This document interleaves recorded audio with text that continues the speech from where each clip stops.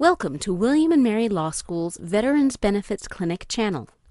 The videos on this channel are made by law school students and professors working in the Veterans Benefits Clinic at William & Mary Law School in Williamsburg, Virginia. This channel is not affiliated with the United States Department of Veterans Affairs. The information provided in these videos should not be considered legal advice applicable to your specific situation. The purpose of these videos is to give you general information about the Veterans Benefits process and common sense suggestions on working within the VA to seek compensation. For more information about the Veterans Benefits Clinic, please visit our website at law.wm.edu/veterans. Hello, my name is Mimi, and I will be introducing you to the fifth video in a series of videos that is designed to provide helpful information about the Veterans Affairs claims process. The purpose of this video is to explain the in-service event, also known as the Something Happened in Service, requirement for filing a claim for disability benefits with the VA. An in-service event is an incident, injury, or event that occurs during a period of active service. That incident, injury, or event must directly cause or aggravate a disability. It does not have to be directly related to a veteran's military duties, as long as the event happened between the day he entered service and the day he was discharged. What is a period of active service? Service members are considered to have been on active service if they were serving full-time in the Army, Navy, Marine Corps, Air Force, or Coast Guard. If the disease or injury was incurred or aggravated during a period of training, it is also covered. For Guard and Reserve members, active service is only those periods where you have been called to active, regular duty or are in Title X status. An incident, injury, or event may cause a disability to show up immediately, or it may take years for the disability to manifest. For instance, if a soldier is thrown from a Humvee during active duty service and breaks his back, this is an immediate disability. However, if a veteran has arthritis in his knees 20 years after leaving active duty service because his job on active duty was marching with heavy weights, running every day, and other activities, the arthritis would be a delayed disability.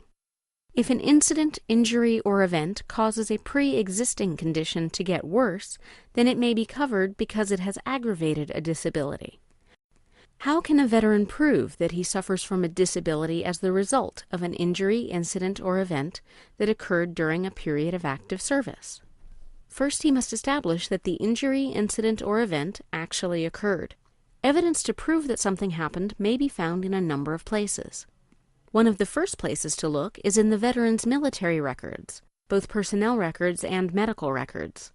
Those personnel records are often referred to as the Official Military Personnel File, which includes the DD-214 discharge paperwork, awards, line of duty investigations and determinations, ratings, and other personnel documents.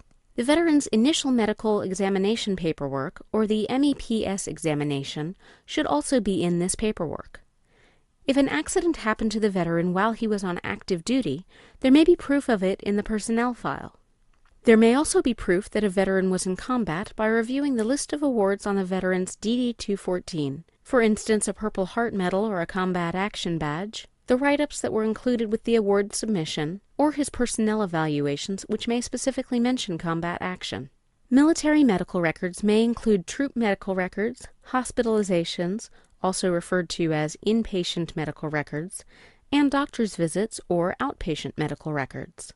Other evidence may also prove that an event occurred: a veteran's own statements, private medical records, unit histories, buddy statements from people the veteran was in service with, eyewitness statements, newspaper articles documenting an event, or even letters that the veteran wrote to family and friends in which he talked about the injury, incident, or event. All of these may be used as proof of the event that the veteran claims occurred during service. A veteran must demonstrate that it is as likely as not that an injury, incident, or event that occurred during a period of active service caused or aggravated a disability. As likely as not is an interesting standard. Most people are familiar with the legal standard of beyond a reasonable doubt. If you ever watch Law & Order, you know that for a jury to convict someone of a crime, the guilt must be proven beyond a reasonable doubt. Some might say that the jury must be 99% sure that the person committed the crime. In civil cases, where one person is suing another person, the standard is a preponderance of the evidence. A preponderance of the evidence is often considered to be 51%. You have to be 51% sure, more sure than unsure, to find for one side or the other in a civil case. The VA uses the standard as likely as not. The VA is supposed to give the veteran the benefit of the doubt when deciding issues regarding a veteran's claim for service-connected disabilities. A veteran does not have to prove an event occurred beyond a reasonable doubt. A veteran is not even required to prove that something happened by a preponderance of the evidence, or 51%. A veteran is only required to prove that it is as likely as not that an incident occurred. That as likely as not standard is often equated to 50%. If all factors are equal, the benefit of the doubt should be given to the veteran. There is an important exception that combat veterans should be aware of. Typically, if a combat veteran states that he suffered a disease, injury, or other stressor during combat, the VA is supposed to accept that statement as fact. The veteran does not have to have records to prove the event occurred, but he will have to prove that he was in combat. Service records, military decorations, awards, and citations can all be used to prove that a veteran was in fact in combat. For more information on each of the 3 things you need to prove that a disability is service-connected, please see the other videos in this series. We hope this video has been helpful to you in gathering information on the claims process. For more information, check out both the Department of Veterans Affairs website at www.va.gov and the William & Mary Veterans Benefits Clinic website at law.wm.edu/veterans. I also encourage you to watch the next video in this series. Thanks for watching, and have a good day.